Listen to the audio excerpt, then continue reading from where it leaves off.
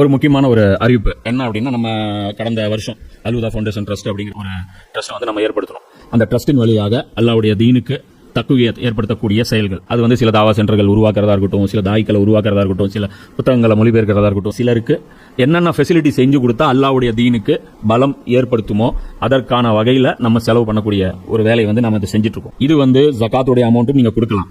இது வந்து நீங்க அல்லாஹ்வுக்கு அழகிய கடன் அப்படிங்கிற அடிப்படையிலும் கொடுக்கலாம். அல்லாஹ்வுடைய தீனுக்கு எது எல்லாம் வலிமைப்படுத்தக்கூடிய வேலையோ, அல்லாஹ்வுடைய அந்த தக்பீர் ரப் இகாமத் தீனுக்காக செலவிடப்படும் ஒவ்வொரு பைசாவும் அல்லாஹ்வுக்கு கடன். ஏன்னா இது வந்து ரசூல் செய்ய வேண்டிய வேலை, அது நம்மளை செய்ய சொல்றான் அல்லாஹ். அதனால இதுக்கு ஃபுல் அண்ட் ஃபுல் இன்சார்ஜ் அல்லாஹ் என்ன எடுத்துக்கிறான், இது எனக்காக நீ கொடுத்த கடன் சொல்றான். அல்லாஹ் ரப்புல் ஆலமீன் அவன் கொடுத்த காசுக்கு அவனுக்கே நம்ம கடன் கொடுக்கக்கூடிய ஒரு மகத்தான வாய்ப்பு வந்து இந்த பணி. இந்த பணியை வந்து நம்ம செய்யறோம். இந்த ஒரு பணியை மட்டும்தான் நம்ம செய்யறோம். அல்லாஹ்வுடைய தீனை சரியான விதத்தில் முஸ்லிம்களுக்கு புரிய வைத்து அதன் மூலமாக அல்லாஹ்வுடைய தீனை வந்து வலுப்படுத்துவது, இந்த ஒரே இலக்குக்காக நாம வந்து அந்த ஒரு ட்ரஸ்ட் வச்சிருக்கோம். இதுடைய பொருளாதாரம் நிறைய தேவைப்படுது. இப்போ வேலை செய்யத்தான் நமக்கு முதல்ல ஒரு நிலம் மட்டும் வாங்குறதுக்கு, ஒரு பில்டிங் கட்டுறதுக்கான பணி மட்டும் இருந்தா போதும்னு நினைச்சோம். ஆனா சர்க்கிள் பெருசாக ஆக நிறைய பணம் தேவைப்படுது. நீங்க எந்த அளவுக்கு கான்ட்ரிபியூட் பண்ணுவீங்களோ அந்த அளவுக்கு நாமளும் வந்து அந்த வேலைகளை வந்து சிறப்பான முறையில் செய்ய முடியும். அதனால ஒவ்வொருத்தரும் உங்களால முடிஞ்ச உங்களுடைய பங்களிப்புகளை இந்த ரமலான் மாசத்துல இன்ஷா அல்லாஹ் நீங்க கொடுங்க. எதுல கவர்மெண்டுடைய பணத்துல கனிமத்துடைய பொருள் 5ல் 1 பாகம் அல்லாஹ் கொடுத்துட்டான். குடும்பத்தை விட்டுட்டு போகிறோம் பார்த்துங்கன்னா மீனிங் என்ன? குர்ஆன் எப்படி வழிகாட்டுமோ அதே மாதிரி அஹ்ல பைத்தும் வழிகாட்டுவாங்கன்னு தானே மீனிங்கு. அதுதானே மீனிங்கு. இல்லை பார்த்துக்கங்கன்னா மீனிங் எப்படியா கவனிக்கிறதான். கவனிக்க உங்கள் பிச்சை தேவையில்லை. ரசூல்லாவுடைய ஃபேமிலிக்கு நீங்கள் கவனிக்கணும்னு அவசியம் கிடையாது. அவங்க 10 பேர் கவனிக்கிற அளவுக்கு தான் அவங்க இருந்தாங்க. ரசூல்லா கொடுத்தது கவலை எல்லாம் ரசூலாக்கு எது சோத்துக்கு என்ன பண்ணுவாங்கிற கவலை இருந்துச்சா?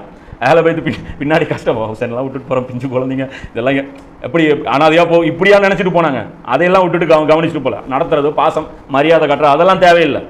சத்தியம் எது அசத்தியம் எதுன்னு பிரிக்க முடியாமல் நீங்கள் திணறுவீங்க. இந்த பக்கம் பார்த்தீங்கன்னா இருக்காங்கல்ல ஹதீஸை பேசக்கூடிய சஹாபாக்கள், இந்த தலைப்புலையும் இங்கே முகாம்லையும் பயான் நடக்குது. எங்கே போர், இந்த பக்கம் அலியானு போர், இந்த பக்கம் முஆவியாவுடைய முகாம். அங்கே போனால் அங்கேயும் பயானு, இறையச்சம் சம்பந்தப்பட்டது பேசப்படுது. இங்கே போனால் இங்கேயும் பயானு, ஹதீஸ்கள் காட்டப்படுது. அநியாயத்துக்கு எதிராக போர் புரியணும்னு குர்ஆன் வசனங்கள் காட்டப்படுது. எங்கே போய் சேருவீங்க? அப்போ தான் ரசூலா அதெல்லாம் குழு கொடுக்குறாங்க. அஹ்ல பைத்து என் ஃபேமிலி விட்டுட்டு போகிறேன், குர்ஆனை விட்டுட்டு போகிறேன். அப்போ குர்ஆனும் வழிகாட்டும், என் ஃபேமிலியும் வழிகாட்டும். இன்றைக்கும் எடுத்துங்க அல்லாஹ்வுடைய கிருபையில் நிறைய அஹ்ல பைத்துலேயே மௌலானா மௌதூதி யார்? அஹ்ல பைத்து தான். இன்றைக்கும் அல்லாஹ் வந்து அந்த குடும்பத்தை வந்து தூய்மைப்படுத்த அவங்க மூலமாக தானே எவ்வளோ பெரிய சீர்திருத்தம் இன்னைக்கு வருது. சையத் இருக்காங்க இல்லையா, சையத் ஃபேமிலிஸ் எல்லாமே சையதுன்னு சொல்லுவாங்க இல்லைங்க. சையத் மௌலானா மௌதூதி அப்துல், இப்போ சையதுன்னு வரக்கூடிய சையது தான் நிறைய பேர் இன்றைக்கி தீனுடைய சேவை கூட பார்த்தீங்கன்னா சையத்கள் நிறைய பேர் பண்ணியிருக்கிறாங்க.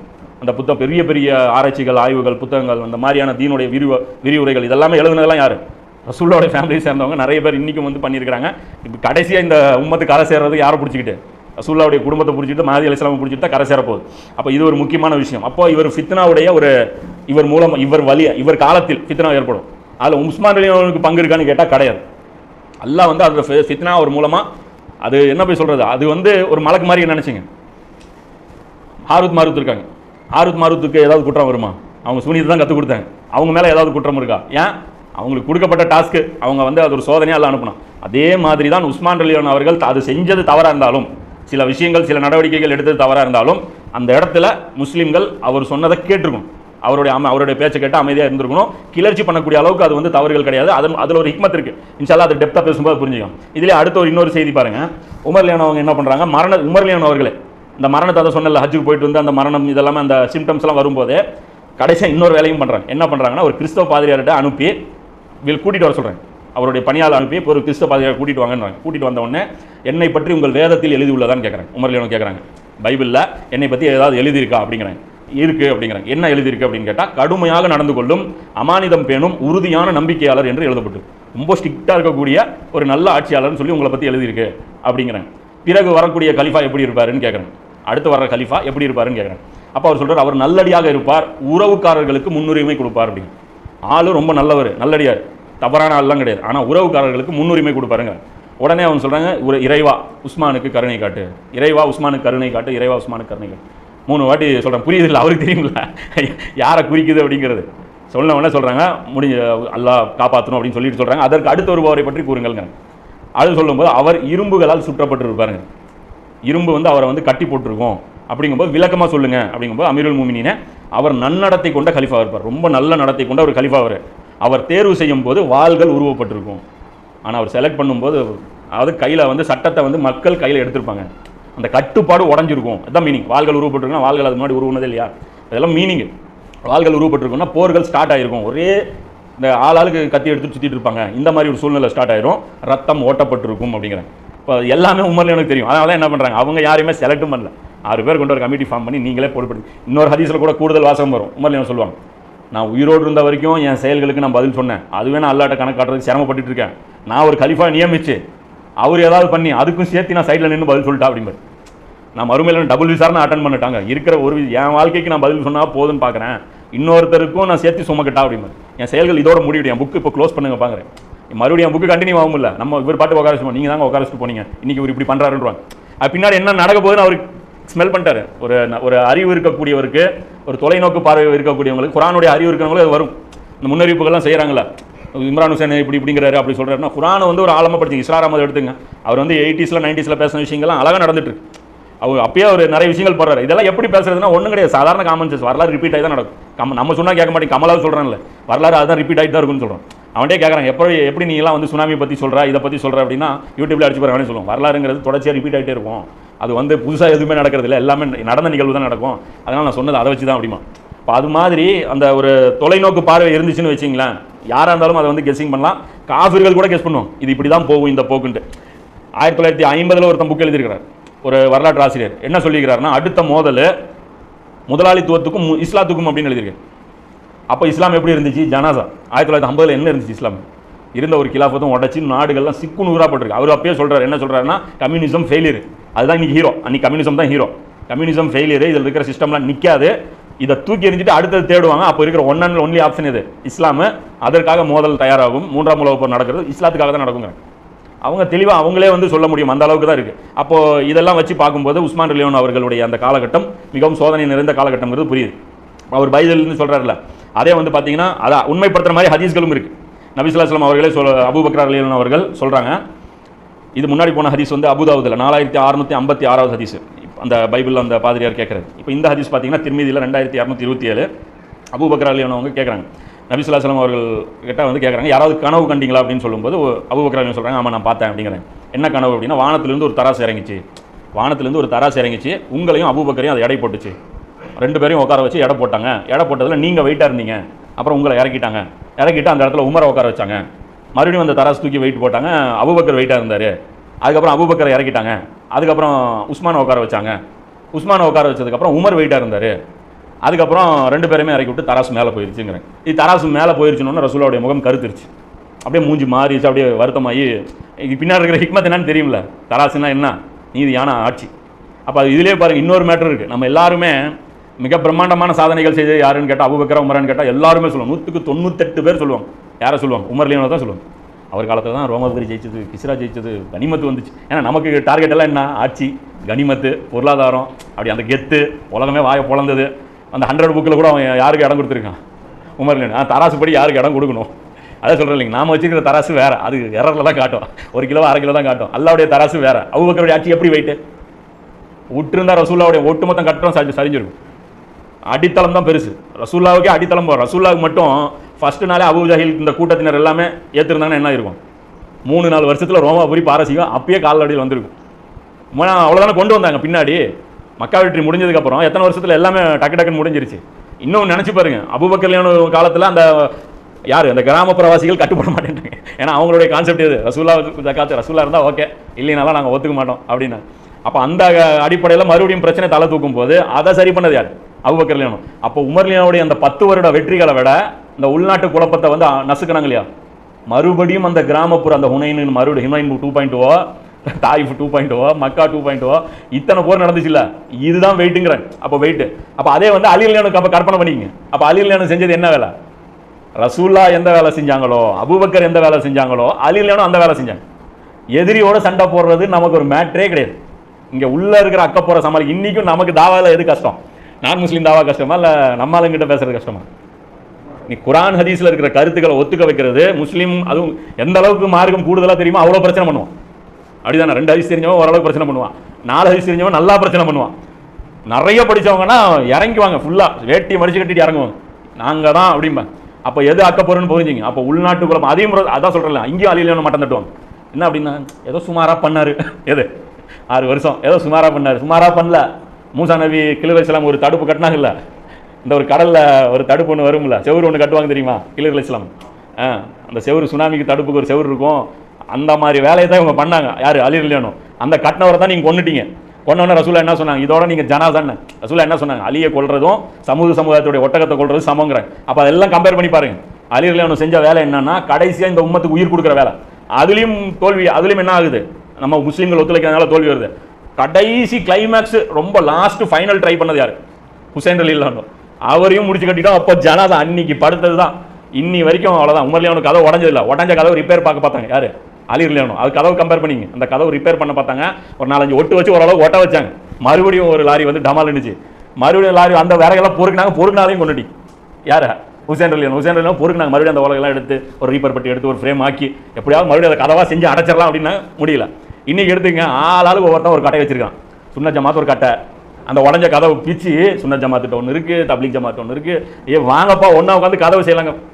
இது கதவே கிடையாது, இது வெறும் கட்டை தாங்கிறாங்க. ஒரு காலத்தில் கதவு இருந்துச்சுன்னு இவங்க நம்ப வைக்கிறது இப்போ பெரிய அக்கப்புறம் இருக்கு. கிலாஃபத்துனா என்ன? அது மறுபடியும் ஃபர்ஸ்ட்லேருந்து ஆரம்பிக்கணும்.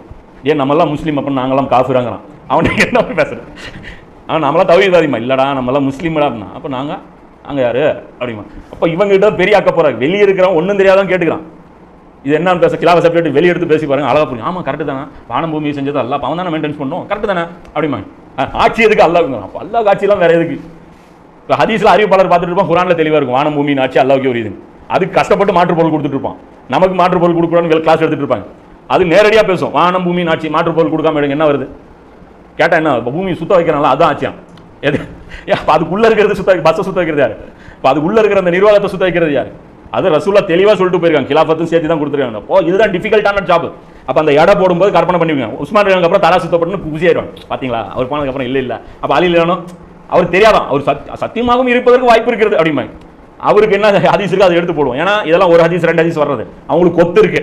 யாரு? அலி ரலியல்லாஹு அன்ஹு வேலை பார்த்தது என்ன, அந்த வேலையுடைய முக்கியத்துவம் என்ன, அந்த வேலைக்கு எவ்வளவு தூரம் ரசூலுடைய சப்போர்ட் இருந்துச்சு, குர்ஆனுடைய ரோல் என்ன, அவங்க எப்படி கிளாஸ் எடுத்தாங்க, அது எல்லாமே ஒரு கொத்து இருந்துச்சு. இதுல இன்னொரு கூடுதல் தகவலும் இந்த புகாரில இன்னொரு ஹதீஸ் என்னன்னா, இப்னு அப்பாஸ் ரலியல்லாஹு அன்ஹு அறிவிக்கிறாங்க, ஒருவர் இறை தூதர் ஸல்லல்லாஹு அலைஹி வஸல்லம் அவர்களிடம் வந்து, இறை தூதர் அவர்களே, நான் நேற்று இரவு கனவில் மேகம் ஒன்றை கண்டேன்கிறேன். கனவுல நான் ஒரு மேகத்தை பார்த்தேன். அந்த மேகத்தில் இருந்து நெய்யும் தேனும் சொட்டி கொண்டிருந்தன. உடனே மக்கள் தங்கள் கைகளை நீட்டி அவற்றை பிரித்து கொண்டிருக்க கண்டேன். அந்த நெய்யும் தேனும் வடிஞ்சிட்டு இருக்கு. ஆளாளுக்கு மக்களை கையில் பிடிச்சி அந்த தேனை எடுத்து சாப்பிட்றாங்க, நெய்யை பிடிக்கிறாங்க. அவர்களில் அதிகம் பிடித்தவர்களும் உண்டு, குறைவாக பிடித்தவர்களும் உண்டு. அப்போது ஒரு கயிறு பூமியிலிருந்து வானம் வரை போய் சேர்ந்தது. அவ கீழே இருந்து ஒரு கயிறு வானத்துக்கே போயிருச்சு. அப்போது இறை தூதர் அவர்களே, நீங்கள் அந்த கயிறை பற்றி கொண்டு மேலே சென்றீர்கள். அந்த கயிறை பிடிச்சிட்டு நீங்கள் ஏறி மேலே போறீங்க. ரசூல்லா வந்து மேலே ஏறி போயிட்டாங்க. பிறகு 2வது ஒருவர் வந்தார், அவரும் அதில் ஏறி சென்றார். பிறகு 3வது ஒருவர் வந்தார், அவரும் இது யாருன்னு மூஞ்சி தெரியல.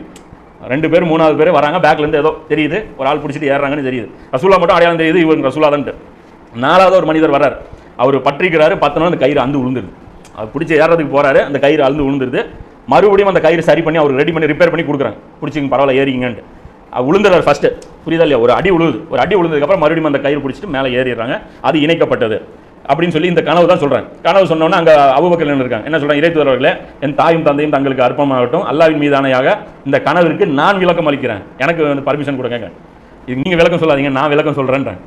அவர் சொல்லும்போது பிரச்சனை ஆயிடுச்சு. விட்டுருந்தாங்கன்னா ரசூலா கரெக்டான விளக்கம் சொல்லியிருப்பாங்க. அபூபக்கர் நடுவில் பூந்துடுறாங்க. பூந்துட்டு அதுக்கு நபி ஸல்லல்லாஹு அலைஹி வஸல்லம் சரி சொல்லுங்க, நீங்களே சொல்லுங்கன்ட்டேன். சொன்னோன்னா அபூபக்கர் சொன்னா, அந்த மேகம் என்பது இஸ்லாமுங்கிறாங்க. இப்போ நம்ம சொல்கிறோம்ல, நேரடியாக தான் இதெல்லாம் என்ன பேசுது? மேகம் எப்படி இஸ்லாம்? விளக்கம் சொல்லுங்கள், நேரடியாக விளக்கம் சொல்லுங்கள்.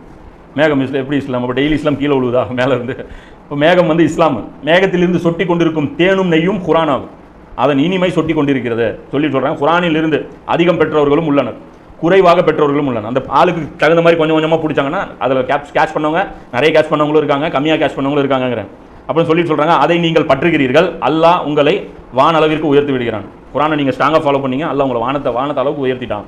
பிறகு உங்களுக்கு பின்னால் இன்னொரு மனிதர் அதை பற்றுகிறார், அவரும் அதன் மூலம் உயர்ந்து விடுகிறார், அவரும் மேலே ஏறி போயிடுறாரு. அதன் பின்னர் இன்னொரு மனிதர், அவரும் உயர்ந்து விடுகிறார். இன்னொரு மனிதர் அதை இது பண்ணுறாரு, அது அவருக்காக அருந்து விடுது, அது பிடிக்கிறார். 4வது ஆள் அருந்து விடுது, அவருக்காக இது பண்ணுறாங்க, அவருக்காக மறுபடியும் சரி செஞ்சு கொடுத்து ஏற்றப்படுது. இந்த விளக்கம் சரியா தவறாங்கிறேன். இது பாதி தான் விளக்கம் இருக்கு. அந்த கயிறுனா என்னன்னு விளக்கம் சொல்லலை, ஏறி போகிறதுக்கு மீனிங் என்னன்னு சொல்லலை, புரியுதா இல்லையா? அந்த அந்து விடுவதுக்கு மீனிங் என்னன்னு சொல்லலை. இப்படி விளக்கம் ஒரு மாதிரியாக சொல்லி இருக்கிறாங்க. அப்புறம் ரசூலுல்லாஹ்ட்ட கேட்குறாங்க, நான் சொன்னது சரியா அப்படிங்கிறேன். இப்போ சொன்னாங்க, சிலதை சரியாக சொன்னீர்கள், சிலவற்றை தவறாக சொல்லியிருக்கீங்க, கொஞ்சம் கரெக்டு கொஞ்சம் தப்பு அப்படிங்கிறாங்க. அப்போ அபூபக்கர் சொல்கிறாங்க, அல்லாஹ்வின் மீது சத்தியமாக நான் தவறாக சொன்னதை எனக்கு சரி பண்ணி கொடுங்க, சரி பண்ணி கொடுங்க அப்படின்னு ரசூலா சொல்கிறாங்க, சொல்ல மாட்டாங்க. இப்போ சொல்கிறாங்க ரசூலா நமக்கு பாடம் நடத்த தான் வந்தார்கள், மார்க்கத்தை எதையும் மறைக்கவில்லை, அது எப்படி ரசூலா தெளிவாக சொல்ல மாட்டார்கள், அது எப்படி கோடு கோடாக விட்டு செல்வார்கள் அப்படிங்கிறீங்களா சொல்கிறாங்க. சத்தியம் பண்ணி கேட்டிங்கனாலும் சொல்ல மாட்டேங்கிறேன். எங்கே இருக்குது ஹதீஸ்? புகாரில் தான் இருக்குது, 7046 ஹதீஸ். நீங்கள் சத்தியம் பண்ணி கேட்டிங்கனாலும் சொல்ல மாட்டேன். அப்போ நான் தான் சொன்னல, எல்லாமே ரசூலாவுக்கு சொல்கிறதுக்கு பர்மிஷன் இல்லைன்ட்டு. ரசூலாவுக்கு பர்மிஷன் கிடையாது. ஏன் இது சொல்லிட்டா வெட்ட வெளிச்சமாயிரும், நடக்க வேண்டிய நிகழ்வுகள் பிரச்சனையாயிரும்.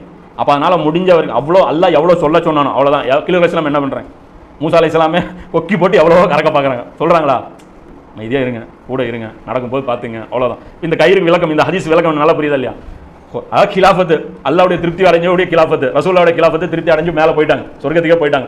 அடுத்து யார் அபூபக்கர் ரலியல்லாஹு, அவங்களுக்கே தெரியல அது அவங்கன்ட்டு. அபூபக்கர் ரலியல்லாஹுக்கு அவங்களே விளக்கம் சொல்கிறாங்க, அவங்களுக்கு அவங்கன்னு தெரியல. அவங்களுடைய கிலாஃபத்தும் ஓகே ஆயிடுச்சு. அடுத்து யார்? உமர் ரலியல்லாஹு, மூன்றாவது ஆள், அவரும் போயிட்டாங்க. நாலாவது ஆள் யார்? உஸ்மான் ரலியல்லாஹு, கயிறு கட் ஆயிடுச்சு. அந்த கிலாஃபத்தில் ஒரு குறைபாடு வந்துருச்சு. குறைபாடு வந்துருச்சுன்னு நான் சொல்கிறேன்னா, ஹதீஸ்ல கோடு வரை கேட்டால் கயிறு தான் கட்டாச்சுன்னா விட்டுருங்க, ஒன்றும் பிரச்சனை இல்லை. உங்களுக்கு கயிறு, அது எங்களுக்கு கிலாஃபத்து. கயிறு தான் கட்டாச்சுன்னா கயிறு முதல்ல கயிறில் வானத்தில் ஏற முடியுமா? அப்போ அது கயிறு கட்டாயிருச்சு அப்படிங்கிறேன். அப்போ அந்த சரி பண்ணி கொடுத்தாங்களா, அது என்ன தெரியுமா? அவருடைய மரணம், ஷஹாதத். ஷஹாதத் எல்லா பாவங்களையும் மன்னிக்கப்பட்டுள்ள. அது எந்த தவறு இருந்தாலும் அந்த தவறுகள், சிறிய குற்றங்கள், இது மாதிரியான விஷயங்கள்லாம் என்ன ஆயிரும்? பரிகாரமாயிரும். அப்போ அந்த கீழே விழுந்த அந்த அடி இருக்குல்ல, அது உஸ்மான் ரலியல்லாஹுடைய ஷஹாதத், அது டேலி எல்லாம் பண்ணிடுறோம். அப்போ அதுக்கப்புறம் இவர்களும் சொர்க்கத்துக்கு போயிடுறாங்க. இதில் எந்த ஒரு இதுவும் கிடையாது. அப்போ உஸ்மான் ரலியல்லாஹுடைய ரோல் பொறுத்த வரைக்கும் ஒரு மலக் மாதிரி. உஸ்மான் ரலியல்லாஹு பற்றி இன்னொரு விஷயம் தெரிஞ்சுக்கணும். ரசூல் அவருடைய ஃபஸீலத் என்ன? அது ஜும்மா பயானில் படிப்பாங்க இல்லையா? அபூபக்கருங்கும்போது சித்திக்கும்பாங்க, உமர் ரலியல்லாஹு ஃபாரூக் அப்படிம்பாங்க. இவர் ஹயா, அதாவது மலக்குகள் வெக்கப்படக்கூடியவர்கள். அப்போ மலக்குகள் வெக்கப்படக்கூடியவங்கன்னா என்ன அர்த்தம்? இப்போ உதாரணத்துக்கு இப்போ நாம் பெண்கள் இருக்கோம், பெண்கள் வெளியே போவீங்க, வெளியே ஒரு ஆண் வந்தால் என்ன பண்ணுவாங்க? வெக்கப்படுவாங்க. அதே வெளியே ஒரு ஆண் மாடு வருது, வெக்கப்படுவாங்களா? அதுவும் ஆண் தான், ஆனால் மாடு வந்தால் அந்த இனமாக இருந்தால் தான் வெக்கப்படுவோம். இப்போ மலக்குகள் வெக்கப்படுவாங்கன்னா இப்போ இவருடைய பியூரிட்டி பாருங்க, புரியுதா இல்லையா? தங்களில் ஒருத்தராக நினைக்கக்கூடிய அளவுக்கு அவங்க மலக்கு இவரை பார்க்குறாங்க. யாரை? உஸ்மான் மலக்கு பார்த்து வெக்கப்படுறாங்க. எதுக்கு வெக்கப்படுறாங்க? அவங்க வெக்கப்படுறது அப்படி கிடையாது. அந்த ஏன்னா மனிதன் பொறுத்த வரைக்கும் பியூரிட்டி ஆகிட்டான்னு வச்சிங்களேன், மலக்கு நமக்கு விட்ட பிச்சவங்க. மலக்குகளுக்கு மேலே அல்லாஹ் சொல்கிறான்ல, படைப்புகளில் சிறந்தவங்க மலக்க மனிதர்களா? அதுதான் அல்லாஹ் இக்பால் சொல்வார், புதிய குக்கர் வித்துனா போல, நீ வானத்துக்கு மேலே போக வேண்டிய ஆள்ற, நீ எங்கடா இங்கே சுற்றிட்டு இருக்கிற, நீ என்னடா பூமியில் இருக்கிற, நீ வானத்துக்கு மேலே போக வேண்டிய ஆள்றாம்பர். அல்லாஹ் ஃப்ரெண்டுன்னு எந்த மலக்காவது தேர்ந்தெடுத்திருக்காங்க? மனிதர்கள் அல்லாஹ் தன்னுடைய படைப்புகள்லேயே வேற யாரையாவது ஃப்ரெண்டு நல்லா தேர்ந்தெடுத்திருக்காங்க? இப்ராஹிம் நபிக்கு நிகராக எந்த மலக்காவது வர முடியுமா? ரசூலாவுக்கு நிகராக எந்த மலக்காவது வர முடியுமா? அப்போ உஸ்மான் ரலியல்லாஹு பார்த்து மலக்குகள் வெக்கப்படுறாங்கன்னா ஏதோ இவர் ரொம்ப கூச்ச சுபாவம், மற்றவங்கலாம் கூச்சம் இல்லாதவங்க நினைச்சிடாதீங்க. வெக்கம் விஷயத்தில் இவர் கிடையாது, உள்ளம் பியூரிட்டி அப்படி. அதுதான் ஒரு சஹாபி கூட சொல்வார்ல, மலக்குகள் டெய்லி எனக்கு சலாம் சொல்லிட்டே இருந்தாங்க, ஒரு நாள் நான் பூண்டு சாப்பிட்டேன், அதுக்கப்புறம் வரது நின்ட்டாங்க அப்படின்னு வரும். அப்போ மலக்குகள்கிட்ட அவ்வளோ தூய்மையா, உடலையும் தூய்மையா வச்சுக்கிட்டு, உள்ளத்தையும் தூய்மையா வச்சுட்டு, எண்ணங்களையும் தூய்மையா வச்சுட்டு இருந்தீங்கன்னு வைங்க, மலக்குகள் உங்கள்கிட்ட சர்வசாதாரணமாக பழகும். அப்போ மலக்குகள் இவரை பார்த்து வெக்கப்படுவாங்கன்னா, இவர் மலக்குகளை பார்க்கறது கேஷுவல், மலக்குகள் இவரை சந்திக்கிறது கேஷுவல். அப்போ அவ்வளோ தூய்மையாக ஒருத்தர் இருக்கிறாருன்னா அவர்னால அதை சொல்கிறல, அந்த ஒருத்தன் தவறாக பயன்படுத்துவான்னு அதனால திங்க் பண்ண முடியாது. அவர்னால அநியாயத்துக்கு நல்லவர் எப்படிங்க திங்க் பண்ண? நம்மளே என்ன இப்போ திருடன்டே ஏங்க ஒரு நிமிஷம் உங்கள் ஃபோனு கொடுங்க பார்த்துட்டு தரேன் திருடன் கேட்பான். நம்ம என்ன சொல்லுவோம்? தயங்குவோம். அவனை என்ன சொல்லுவான்? என்ன மனுஷனை கொஞ்சமாக நம்புங்கம்போ. ஏன் அப்படின்னா அவனுக்கு இருக்கிற அதே புத்தி நமக்கும் இருக்குது கொஞ்சம். அதனால தான் அவன் என்ன பண்ணுறதுக்கு வாய்ப்பு இருக்குன்னு நம்ம திங்க் பண்ணுவோம். அதே உஸ்மான் இருந்தால் என்ன பண்ணுவாங்க? கேட்குறான், உதவிக்கு கொடுப்போம். நான் எனக்கு அப்படி என்கிட்ட கொடுத்தா நான் அப்படி எடுக்க போக மாட்டேனே, நான் ஏன் ஒரு சகோதரன் நான் தவறாக நினைக்கணும்? அப்படி அவ்வளோ இன்னோசென்ட்டாக நினைந்தாங்கன்னு வச்சிங்களா, அப்படி யாருடைய மனசையும் நான் வருத்தப்பட வைக்க மாட்டேன். அப்படி நல்லது நடக்க முடியாது. உமர் ரலியல்லாஹு நிறைய பேருடைய மனசை நோக்கடிச்சார். அப்படிதான், அதான அர்த்தம். கடுமையாக நடக்கிற பேர் என்ன? ரசூலா மட்டும் என்ன பண்ணாங்க? கண்டிப்பாக எத்தனை பேருடைய மனசை நோக்கடிச்சிருக்காங்க? நம்ம மனசே நோக்கடிச்சிக்காமல் நடந்தால் என்ன நடக்கும்? ஆக்சிடென்ட் ஆயிரும். பஸ்ஸில் உட்காந்துட்டு 50 பேரும் லெஃப்ட்டில் போ ரைட்டில் போனாங்க, எல்லாருடைய மனசு நோக்கடிக்கூடாது. பஸ் எப்படி போகுது? தள்ளாடிட்டே போகும், இப்படி போகும் அப்படி போகும். அது மாதிரியான ஒரு பிரச்சனை வருது. அது இவருடைய குறைபாடெல்லாம் கிடையாது. இத்தனைக்கு ஒரு நிர்வாக திறமை சூப்பர், இது எல்லாமே சூப்பர். ஆனால் இவருடைய அந்த ஓவர் பியூரிட்டி இருக்கு இல்லையா, அந்த அதிகமான அந்த தூய்மை தன்மை, அதை அல்லாஹ் என்ன பண்ணுறான்? ஒரு சோதனைக்கு செலக்ட் பண்ணிட்டான். ரசூல்லா இத்தனை சொன்னாங்களே, உஸ்மான் ரலியல்லாஹு பார்த்து அட்வைஸ் பண்ணிருக்கலாம்ல. இப்படி பண்ணாதீங்கன்னு சொல்லியிருந்தா உஸ்மான் ரலியல்லாஹு பண்ணியிருப்பாங்களா? சட்டையை கழட்டாதீங்க, பிரச்சனை வரும், அடிச்சா வாங்கிக்கிங்க, நீங்க அப்படி போய்க்கிங்கிறாங்க. இவர் இப்படி பண்ணார்னா இப்படி போய்க்குங்கன்னு ஆப்போசிட்ல சொல்றேன். இத்தனையும் சொல்லும்போது இப்படி நீங்க ஒரு செயலை செய்யாதீங்கன்னு ரசூலா சொல்லிட்டு போயிருந்தாங்கன்னா செஞ்சிருப்பாங்களா இல்லையா? அப்ப என்ன விஷயம்? செலக்ட் பண்ணிட்டாங்க ரசூலாவும், சோதனை இவர் செலக்ட் பண்ணிட்டாரு. இவ்வளவு தூய்மையான ஒரு ஆள் தான் தேவை இந்த வேலைக்கு. அதான் சொல்றேன், இங்க எல்லாமே எக்ஸாமுக்கு தான். ஆட்சி தேவை, அல்லாஹ் ஆட்சி தேவை கிடையாது. ரசூலோட கிலாஃபத் தேவை, அதுவும் தேவை கிடையாது. சொர்க்கத்துக்கு எத்தனை தேரும், நரகத்துக்கு எத்தனை தேரும், இந்த லிஸ்ட் தான் அல்லாஹ்வுக்கு தேவை. அதுக்காக தான் இந்த உருண்டையை செஞ்சான், அதுக்காக தான் இந்த உருண்டை சுத்துது. அப்போ அதுக்காக தான் இந்த உருண்டை நிற்கும். இந்த லிஸ்ட் கம்ப்ளீட் ஆச்சுன்னா உருண்டை நின்றும். இதுதான் அல்லாஹ் நம்ம செஞ்சது. அது வந்து இது இவர் எப்படி இப்படி செய்யலாம், இந்த சைடு ஆராய்ச்சி நமக்கு தேவையில்லை, நேர்கோட்டில் சிந்திப்போம். புரியுதா இல்லையா? அப்போ இவ்வளோ ரசூலா சொன்னவங்க இது உஸ்மான் ரலியல்லாஹு மேலே எவ்வளோ பாசம் இருக்கும். உஸ்மான் ரலியல்லாஹு 2 மகள் கொடுத்துருக்கேன். புரியுதா இல்லையா? இருக்க இல்லையே நம்ம கூட நம்ம வந்து ஃப்ரெண்டுங்க 1000 பேர் இருப்போம். பணம் கேட்டால் கொடுப்போம், எல்லாம் கேட்போம். நம்ம தங்கச்சி கேட்டால் கொடுப்போமா? கல்யாணம் பண்ணி கொடுப்போமா? ஏன்னா அவனை பற்றி நமக்கு தெரியும். அப்படிதானே? எவனாலும் கொடுப்பான். ஃப்ரெண்டுக்கு எவனாலும் தங்கச்சி கல்யாணம் பண்ணி கொடுப்பானா? கொடுக்க மாட்டான். யார் யார் கல்யாணம் பண்ணுவா? மகளை கல்யாணம் பண்ணி கொடுப்பானா? தரமாட்டான். அப்படி யார் யார் என்னென்ன பண்ணுவான், அக்கா என்ன பண்ணுவோம், தரமாட்டான். அப்போ எப்போ கான்ஃபிடென்ட்டாக தரது நிற்போம், அவர் ஃபுல் சாட்டிஸ்ஃபேக்ஷனாக இருக்கணும். அப்போ உஸ்மான் ரலியல்லாஹு மேலே எவ்வளோ விருப்பத்தோடு வந்திருப்பாங்க நபி ஸல்லல்லாஹு அலைஹி வஸல்லம். ஏன்னா உஸ்மான் வந்து குறைச்சி மதிப்பிடக்கூடாது. பின்னாடி நடக்கிற சம்பவங்கள் அது ஒரு எக்ஸாம்னு வச்சுங்க. இன்னும் சொல்ல போனால் அவர் தெரிஞ்சா செலக்ட் பண்ணாருன்னு வச்சுங்க. இதை ரசூலா எனக்கு சொல்லியிருக்காங்க, இதை நான் ஸ்ட்ரிக்டாக ஃபாலோ பண்ண போகிறேன். அப்போ அவருடைய நேச்சர் ஒன்று இருக்குது, அவருடைய இயல்பான ஒரு குணம் இருக்குது. அந்த குணம் இந்த சோதனைக்கு தேவைப்பட்டுச்சு. அந்த சோதனை என்ன, அதுவும் ரசூலா எச்சரிக்கை பண்ணாங்களே, எனக்கு பிறகு நீங்கள் இப்படி நடக்காதீங்கன்னாங்களே. உஸ்மான் ரலியல்லாஹு காலகட்டத்தில் மக்கள் தவறு செஞ்சாங்களே, அதுக்கும் ரசூலா முன்னறிவிப்பு செஞ்சிருக்காங்க. அது என்ன எச்சரிக்கைகள், அது என்னத்தை வந்து அந்த இடத்துல யார் தவறு இல்லை ரசூலா சொல்றாங்களோ உஸ்மான் சத்தியத்தில். அப்போ உஸ்மான் ரலியல்லாஹு அவர்கள் செஞ்சது சரின்னு தான் அர்த்தம். உஸ்மான் ரலியல்லாஹு செஞ்சது சரின்னு சொல்ல முடியுமா, தவறுன்னு சொல்ல முடியுமா? தவறுன்னு சொல்ல முடியாது. உஸ்மான் ரலியல்லாஹு அவர்களும் ஹக்கில், அவரை பின்பற்றியவர்களும் ஹக்கில்ட்டாங்க. அப்போ உஸ்மான் ரலியல்லாஹு மேலே வந்த அதிருப்தி என்ன? அப்துல்லா இப்னு சவான்னு சொல்லி மொக்க காமெடி மறுபடியும் ரிப்பீட் பண்ணாங்க. அது கிடையாது, அது ஹதீஸ்களில் எங்கேயுமே கிடையாது. அப்துல்லா இப்னு சவாங்கிறவன உஸ்மான் ரலியல்லாஹு காலத்தில் என்ட்ரி கொடுக்கவே கிடையாது. புரியுதா இல்லையா? அவன் வந்து எங்கேயோ இருக்கான், இவர் எங்கேயோ இருக்கார். அப்போ இங்கே நடந்த நிகழ்வுகள் என்ன, அதுக்கு பின்னாடி எப்படி அந்த இது நடந்தது, அதற்கு காரணம் என்ன, அதில் என்ன நமக்கு படிப்பினை இருக்குது, இன்ஷா அல்லாஹ் அது எல்லாமே அடுத்த கிளாஸில் இன்ஷா அல்லாஹ் நம்ம பார்ப்போம். வாஹித் தாவானா அல்ஹம்துலில்லாஹி ரப்பில் ஆலமீன். அதிலிருந்து பிரிஞ்சு நிறைய வந்திருக்காங்க. அந்த வம்சம் வந்து வளர்ந்து வளர்ந்து இப்படி வந்திருக்கு. அஹ்லு பைத்லையா அபுல் மௌதூதி அந்த மாதிரி. அதுக்குன்னு சும்மா அஹ்லு பைத்தை கம்பேர் பண்ணி அது ஃபுல்லாக கிளைம் பண்ணுறது வேண்டியதில்லை. புரியுதா இல்லையா? அது அரபிகளாக இருக்கணும். அந்த அரபி அஹ்லு பைத் எங்கே இருப்போம்? புரியுதா இல்லையா? அந்த அரபி அவங்க கல்யாணம் நிறைய பண்ணாங்க இல்லையா பின்னாடியே. குழந்தைகள் லிஸ்ட்லாம் பார்த்தீங்கன்னா ரொம்ப பெருசாக இருக்கும். வெளியூர்காரங்களை கல்யாணம் பண்ணியிருக்காங்க. இந்த வம்சம் பிரிஞ்சு போனது சொல்கிறேன். இப்போ இந்த அலிலாம் எடுத்தீங்கன்னா யமனை சேர்ந்த பெண்களை கல்யாணம் பண்ணியிருக்காங்க. பின்னாடி வந்து ஃபாத்திமா கல்யாணம் மட்டும் கிடையாது, அலிலானுக்கு நிறைய மனைவிகள் இருந்தாங்க. பின்னாடி எல்லாம் பின்னாடி ஃபாத்திமாவுடைய அவங்க தான் அபூபக்கரினுடைய காலத்திலே 6 மாதத்துலேயே ரசூலா மரணிச்சு 6 மாதத்துலேயே மரணிச்சிட்டாங்களே. யார் இவங்க? ஃபாத்திமா ரலியல்லாஹு அவர்கள். ஆமாம், அவங்க மரணிச்சோன்னே அப்புறம் அவங்க ஃபேமிலியெல்லாம் மறுபடியும் வேறு ஒரு செயின் மூலமாக வளருது. இப்போ அதுலேயும் வந்து அஹ்ல பைத் எடுத்திங்கன்னா அவங்களாம் அஹ்ல பைத்தில் வர மாட்டாங்க. யார்? அந்த மற்ற பின்னாடி வராங்க இல்லையா, அதுலேயும் வந்து ஓர வஞ்சனை இருக்குது. அதெல்லாம் இன்ஷா அல்லாஹ் அது இந்த அஹ்லு பைத்துனா யார், அது எக்ஸாக்டாக யாரை குறிக்கும், புரியுது? அதை வச்சு கேலி கூத்து பண்ணுறாங்க. அஹ்லு பைத்துனா யார், அப்போ இவங்க இல்லையா, மனைவி இல்லையா, அவங்க இல்லையா, யார் அஹ்லு பைத்து, அது லிஸ்ட் இருக்குது. அது வந்து ரசூலா யாரை குறிப்பிட்டாங்க, குர்ஆன் யாரை குறிப்பிடுது, என்ன இந்த வார்த்தை விளையாட்டு, இந்த ஜாலமெல்லாம் தூக்கிப்படணும். டைரக்ட் அஹ்லு பைத்துனா இந்த 5 பேர் தான், அலி, ஃபாத்திமா, ஹசன், ஹுசைன், ரசூல்லா. இந்த 5 பேரை தான் அஹ்லு பைத். ரசூலா இப்படி தான் சொல்கிறேன். அந்த இது இருக்கு இல்லையா, இந்த முபாஹலா, இந்த கிறிஸ்தவர்களோட முபாஹலா இருக்குல்ல, உங்கள் ஆண்களையும் உங்கள் குடும்பமும் என் குடும்பமும் கூட்டிகிட்டு வாங்கன்ட்டு.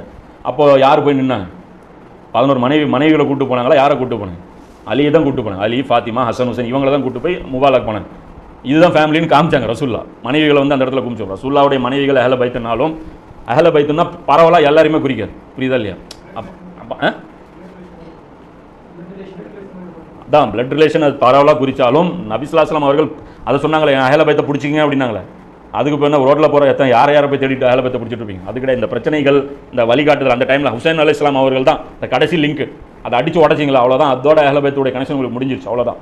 அதுக்கப்புறம் அவங்க மார்க்கத்தில் சேவை செஞ்சாங்க. அந்த லீடர்ஷிப் எங்கே இருக்குது, அந்த இமாமத் எங்கே இருக்குது? அப்போ வந்து அது ஒரு ஃபேமிலி இமாமத்தாகவே இருந்துச்சு. புரியுதா இல்லையா நான் சொல்கிறது? ரசூலுல்லாஹ்வுடைய குடும்பம் ஒரு இமாமத்தாகவே அப்படியே இருந்தாங்க. அவங்க ஒரு லீடர்ஷிப்பாகவே அப்படியே ஒரு கண்டினியூ ஆகிட்டே இருப்பாங்க. அவங்களுக்குன்னு ஒரு வேல்யூ இருக்கும், அவங்களுக்குன்னு அந்த ஃபண்டிங் போகும், அது எல்லாமே இருந்தது. அது எல்லாமே சின்ன பின்னம் ஆயிடுச்சு.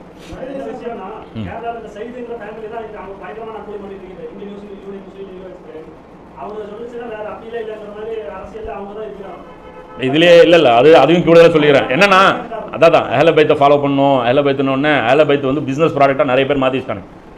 இதில் இன்னும் கூடுதலாக எடுத்துக்கிறேன். அலி ரலியல்லாஹு ஃபாலோ பண்ண முடியும், அலி ரலியல்லாஹுடைய அண்ணனும் ஃபாலோ பண்ண முடியுமா?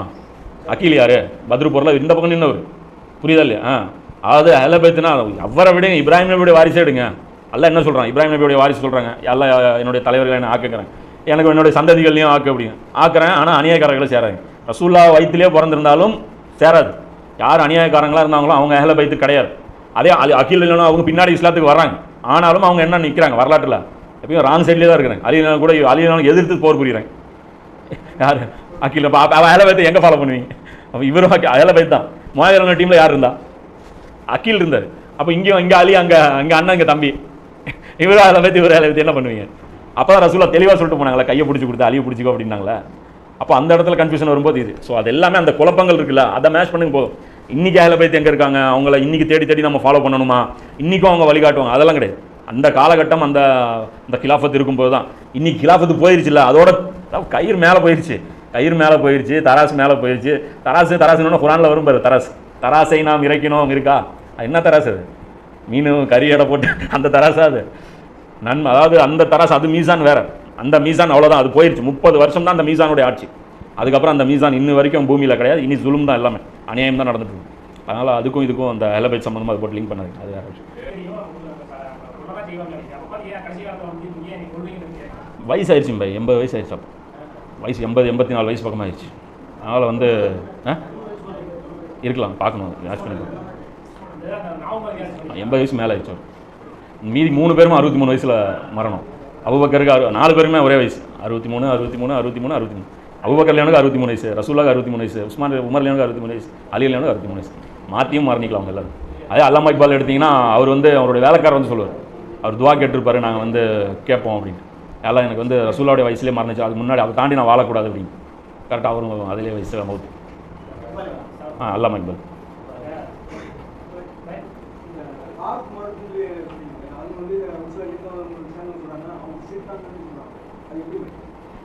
அதாவது அதை இயக்கம் சேர்ந்தவங்க அவங்க நம்மளால பார்க்குறாங்க. அது ஹாரூத் மாருத், இன்ஷால்லா ஹாரூத் மாருத் பற்றி கேட்குறாங்க. மலக்கு, அதாவது என்னென்னா, இந்த மலக்குகள் வந்து நல்லது நல்லது செய்ய மாட்டாங்க, கெட்டதும் செய்ய மாட்டாங்க. அல்லாஹ் சொன்னதை செய்வாங்க. நல்லதாக கெட்டதான்லாம் அவங்களுக்கு தெரியாது, அவங்களுக்கே தெரியாது அது நல்ல வேலையா கெட்ட வேலையான்ட்டு. அவங்களுக்கு அவங்க ப்ரோக்ராம் பண்ணப்பட்ட ரோபோட்ஸ், அவ்வளோதான். அவங்க சொன்ன வேலையை செய்வாங்க. அல்லாஹ் போய் இப்போ உதாரணத்துக்கு இந்த ஒரு குழந்தைய கொல்றது நல்ல வேலையா கெட்ட வேலையா? கெட்ட வேலை. ஹிலர் அலைஹிஸ்ஸலாமும் செய்கிறாங்க.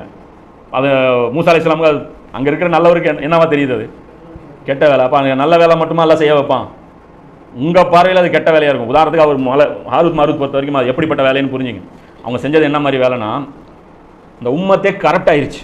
இதான் சொல்கிறேன்ல, மாய மந்திரத்திலே அவங்க வந்து வேலைங்க நம்மளை மாதிரி கிலாஃபத் வரட்டுங்க, அதுக்கப்புறம் நாங்கள் வந்து ஜாயின் பண்ணி, அப்புறம் என்ன இருக்குது உனக்கு வேலை? உட்காந்து நோகாமல் இவா இப்போ தான் அல்லாவுக்கு உதவி தேவை, அல்லாவுடைய மார்க்கத்துக்கு உதவி தேவை. கிலாஃபத் வந்ததுக்கப்புறம் நம்ம எல்லாம் டம்மி பீஸ், யாருக்குமே வேலை கிடையாது. அது பாட்டுக்கு சிஸ்டம் வந்து சூப்பராக நன்மை ஏவித்தியுமே யார் செய்வா? தாவா யார் செய்வா? கிலாஃபத் செய்யும். அது நம்ம வேலையே கிடையாது. நம்ம பாட்டுக்கு அப்போ என்ன தேனாறு பாலாறு ஓடிட்டு இருக்கும், நம்ம பாட்டுக்கு இன்பமாக உட்காந்துக்கிட்டு அப்போ பள்ளிவாசலில் கிடக்கலாம், அப்போ போய் ஹரமில் முகாம் போடலாம், அங்கே போய் மாதக்கணக்கில் தங்கலாம், வருஷ கணக்கில் உட்காந்துக்கலாம், அப்போ எடுக்கலாம் தஸ்பீ மணி கையில். அப்போ தான் வந்து அது ஃபுல் அண்ட் ஃபுல் வேலை. அப்போ இதில் பொறுத்த வரைக்கும் எதுக்காக சொன்னோம், டைவர்ட் ஆகிடுச்சு. அப்படி ஹாரூத் மாருத் மேட்டருக்கு இதுக்கு எங்கே வந்தோம்? ஆமாம், பனி இஸ்ரேலர்கள் என்ன ஆகிட்டாங்க, இந்த வணக்க வழிபாடுகளில் போய் அடுத்தது அவங்க என்ன போயிட்டாங்க, கிலாஃபத்துன்னு கொண்டு வரது பார்த்தீங்கன்னா அந்த மாய மந்திரம் இந்த மாதிரியான விஷயங்கள் அவங்க உள்ளே போயிட்டாங்க. அதாவது ஒரு உம்மத்து நேர்வழியில் போயிட்டு இருந்துச்சு, லைட்டாக நீங்கள் 10 டிகிரி டேர்ன் பண்ணி ஹேண்டில் பார் வச்சு டைட் பண்ணி விட்டுருங்க, அப்படியே சுற்றி போய் ரவுண்ட் அடிச்சிடும். நீங்கள் 10 டிகிரி தான் லைட்டாக தான் டேர்ன் பண்ணுவீங்க, அப்படியே இப்படியே போயிட்டே இருந்தீங்கன்னா ரைட்டு போய் டோட்டல் 180 போயிடும், 90 போயிடும். அது புரியுதா இல்லையா? அப்படி மாறி போய் கடைசி அவங்க மாய மந்திரத்திலே போய் சுலைமான் நபி கிலாஃபத் எப்படி வந்துச்சு தெரியுமா? சூனியத்தின் மூலமாக அவர் நிலைநாட்டினார். இப்படி போய் அப்போ நாமெல்லாம் கீழே கலிஃபாவுன்னு என்ன பண்ணோம், சூனியம் கற்றுக்கணும். இப்படி போயிட்டாங்க. புரியுதா இல்லையா? மறுபடியும் இந்த சுலைமான் நபியோடைய ஆட்சி அதில் ரிலேட்டடாக வரும் பாருங்க.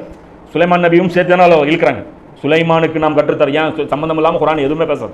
வெறும் ஹாரூத் மாருத்தை பார்த்தீங்கன்னா புரியாது, ஏன் சுலைமான் நபியை இழுத்தாங்க, ஏன் இதை இழுத்தாங்க, அது எல்லாமே லிங்க் பண்ணி பார்க்கும்போது தான் புரியும்.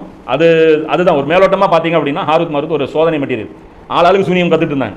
அப்போ அல்லாஹ் அந்த ஊரை வந்து அழிக்கணும்னு முடிவு பண்ணிட்டான். அப்போ ஊரை அழிக்கும்போது என்ன பண்ணிட்டான், ரெண்டு மலக்குகள் அனுப்பிட்டான். அனுப்பி அங்கங்கே சூனியத்தில் ஒவ்வொரு வித்தை இருக்கா, ஒவ்வொரு வித்தையாக இருக்குது. ஆளாளுக்கு ஒரு வித்தை கற்றுக் கொடுப்பான். இந்த சூனியத்து மூலம் என்ன பண்ணுவோம், வியாபாரம் நல்லா பண்ண வைப்பேன், இல்லை எதிராளி போட்டியாளியுடைய வியாபாரத்தை டவுன் பண்ணி விடுவேன். இதான சூனியம். இது மாதிரியான விஷயங்கள் பண்ணுறதுக்கு ஆளாளுக்கு நான் இது பண்ணிட்டு இருந்தேன். அப்போ அங்கே மார்க்கெட்டில் டிமாண்ட் என்னவா இருந்துச்சு அப்படின்னு பார்த்தீங்கன்னா, புருஷன் பொண்டாட்டி, அவன் பொண்டாட்டியை எனக்கு இழுத்துட்டு வர்றது, இந்த வசியம் பண்ணுறது. இன்னைக்கு பேச்சு வழக்கு வருதுல, வசியம் பண்ணிட்டாங்கிறாங்க. அதெல்லாம் அந்த காலத்தில் உண்மையிலே இருந்தது. புரியுது? அந்த வசியம் பண்ணுறது, அடுத்த பொண்டாட்டியை வந்து இழுத்துக்கிறது, இது வந்து ஒரு ஆக கேடு கட்ட குணமா இல்லையா? பிறர் மனைவியை இருக்கிறதுல பெரும்பாவங்களை கொண்டு போய் வச்சிருக்கேன். அண்டை வீட்டாருடைய மனைவியை வந்து விபச்சாரம், அடுத்த பொண்டாட்டியோட விபச்சாரம் பண்ணுறதுல பெரும்பாவத்தில் வருது. புரியுதா இல்லையா? அப்போ அந்த பாவம் செய்கிற அளவுக்கு அந்த உம்மத்துடைய கேரக்டர் கீழே விழுந்துருச்சு. அப்போ அதை வந்து செய்யறதுக்கு இந்த 2 மலக்குகள் வந்து கூப்பிட்றாங்க. இதுக்கு வந்து நீங்கள் ரெடியா அப்படிங்கும்போது நிறைய பேர் தயாராகிறாங்க. இது எதுக்கு அப்படின்னா, இது எப்படின்னா அந்த லஞ்சம் கொடுக்கறதுக்கு போலீஸே ஆல் செட் பண்ணி கொடுப்பாங்க தெரியுமா? அப்போ லஞ்சம் கொடுப்பதும் குற்றம் தான். அப்போ வந்தது யார்? போலீஸ். அப்போ அது கரன்சி தான், உண்மையான கரன்சி தான். அதில் பவுடர் தடவிட்டு வருவாங்கல்ல, அந்த மாதிரி வேலை செய்கிறதுக்காக வந்தவங்க தான் ஹாரூத் மாருத். அப்போ அதை ட்ராப் வச்சு பிடிச்சது. யாரெல்லாம் அடுத்த முன்னாடி மேலே ஆசை இருக்குன்னா, இப்போ எல்லாரும் வந்துட்டான்ல, இந்த கடையில் வந்து நிற்கிறவங்களாம் பிஸ்னஸ் மேன் தானே. அப்போ அவங்க எல்லாருமே அழிக்கப்பட்டு அவங்களுக்கு பனிஷ்மெண்ட் கொடுக்கப்பட்டு அல்லாஹ் அதற்காக தேர்வு செய்யப்பட்டது. ஸோ அது மாதிரியான ஒரு இதுதான். இப்போ ஹாரூத் மாரூத் மலக்குகள் இப்படி செய்வாங்க. இவங்க விடுங்க, இவங்களுடைய குரான் ஞானம் வந்து சொல்ல வேண்டியதில்லை. இவங்க இது தெரியும். அது மெயின் அடிப்படை கிலாஃபத் புரியலைன்னா குரானில் எதுவுமே புரியும். இவ்வளோதான் விஷயம். கிலாஃபத்து புரியலைன்னா எந்த சப்ஜெக்ட்டுமே உங்களுக்கு புரியாது. தப்பி தவிர ஏதோ சில சப்ஜெக்ட் உங்களால் அண்டர்ஸ்டாண்ட் பண்ணிக்கலாம், அவ்வளோதான். மற்றபடி கிலாஃபத் புரியல அப்படின்னா குரானில் வந்து நீங்கள் ஜீரோவாக தான் இருப்பீங்க, வேறு ஒன்றுமே பண்ண முடியாது. அதுதான் அலாவுன்சில வலா மலகின் அலானா என்ன வலானா என்ன வாவு வந்தா எப்படின்னா இப்படி போயிட்டு இருக்கோம் அவங்க டிபேட்டு. அவங்க பண்ணிட்டு ஒன்றும் முடிஞ்சல, இன்னும் 20 வருஷம் டைம் எடுத்துங்க, ஃபைனலாக முடிப்பாங்க. இன்னொரு 40 விவாதம் இதில் பண்ணுங்க, வாங்க, உங்களுக்கு பிரச்சனையே கிடையாது. இல்லையா, நிறைய சேனல்கள் இருக்குது, அது எல்லாமே பாருங்கள். இந்த குறிப்பிட்டு சொல்லணும்னா இந்த ஒரு லேடி ஒரு சேனல் ஹலால் மணின்னு சொல்லிட்டு ஒரு சேனல், அந்த ஒரு சேனல் நல்லா இது பண்ணுறாங்க. அப்புறம் இந்த அரைஸ் அண்ட் அசென்ட் அப்படின்னு சொல்லிட்டு ஒரு சேனல் இருக்குது, அந்த சேனல் வந்து நல்லா இது பண்ணுறாங்க. அப்புறம் இம்ரான் ஹுசேன் தமிழ்னு ஒரு சேனல் இருக்குது, இம்ரான் ஹுசேன் தமிழ்னு ஒரு சேனல். அதே மாதிரி இன்னொரு சேனல் இப்போ பார்த்தேன், எல்லாம் இம்ரான் ஹுசேனோட பயன் டைரக்டாக டப்பிங் பண்ணியிருக்காங்க தமிழில். இப்போ அந்த மாதிரி இதெல்லாமே இருக்குது, அதெல்லாமே தேடி பாருங்கள் இன்ஷால்லா.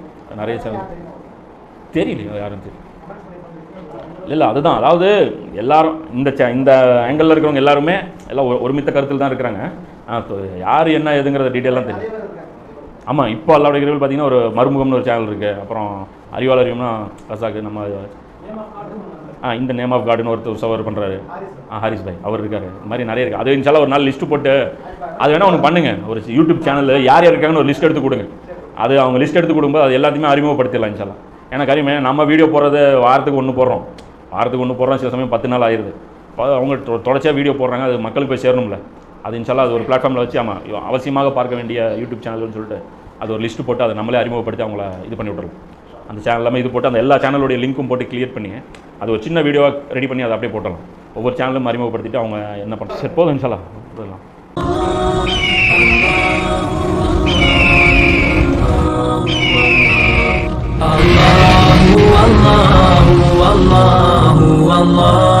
Allah